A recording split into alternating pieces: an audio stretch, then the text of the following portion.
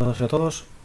Hoxe imos a facer un pequeno tutorial para que podades facer cando tedes necesidade de crear unha conversa ou chat nas vosas aulas virtuais. Por lo tanto, vamos a nosa aula virtual do noso centro, entramos con o noso usuario, a clave, como facemos habitualmente, páxina principal.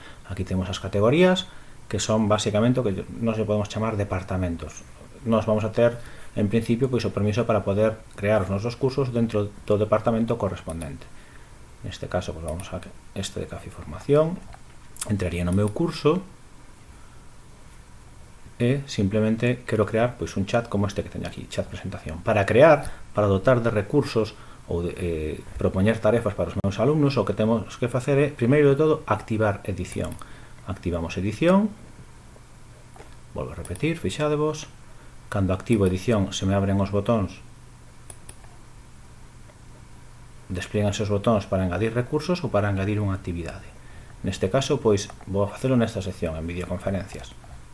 Entonces, a conversa está en actividades, vou a conversa, e dou a crear, me abre as posibilidades e me pon pois un nome, vou a poñer conversa reforzo, por exemplo. Teño que facer unha pequena descripción, é conveniente facela, pero se vexo que non vou a facer descripción, copio e pego o que xa teño no título e xa está. Pode incluso presentar a descripción na página, é dicir, se premo aquí ese check, esta descripción aparecería xusto debaixo do que sería o título da conversa.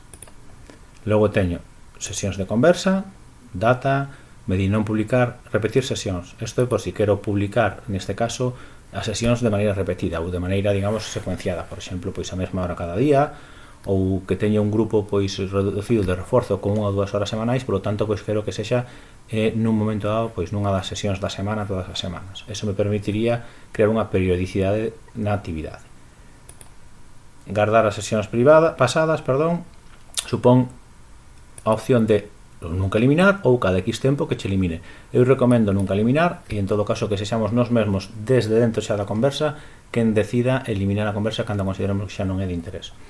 Todo o mundo pode ver as sesións. Isto é fundamental, sobre todo, para ter claro unha cousa. Temos dúas opcións, sí ou non. Eu, como profesor, a mellor non me interesa que os alumnos accedan ás conversas pasadas. Pero, por outro lado, pode ser todo o contrario. Si estou interesado en que accedan, porque eso mellor me quita de non ter que repetir esos contidos, pois, por exemplo, no foro de novas ou nunha sección específica, de maneira que eles podan acudir ás conversas pasadas pois para tomar nota daquilo que traballamos, etc. Por tanto, é unha opción a barallar, que pode ser interesante. Finalmente, a configuración común do módulo, que é interesante sobre todo para a cuestión dos agrupamentos. Si nos decidimos poñer grupos, neste caso separados ou grupos visibles, que ya deberíamos ter organizados na edición do curso, na configuración do curso, nos permite, por exemplo, utilizar o chat simplemente cos alumnos que nos determinemos, é dicir, cos grupos que nos teñamos predeterminados ao configurar o grupo. Unha vez o teñamos, pois, fixados, podemos facer agrupamento, e aquí vería, neste caso, como eu non teño, viría o despliegue, pois, reforzo primeiro E, por exemplo, de acordo? En grupos, guardar ou guardar e mostrar, como vos queirades. Vamos a verlo no curso. E aquí teño o chat. Conversa reforzo, podría entrar. E este inicio. Aquí me prema aquí para acceder á conversa, premeríamos e volveríamos. Aquí teríamos os alumnos que están participando da conversa, para a nosa conversación. Cando finalizamos saímos.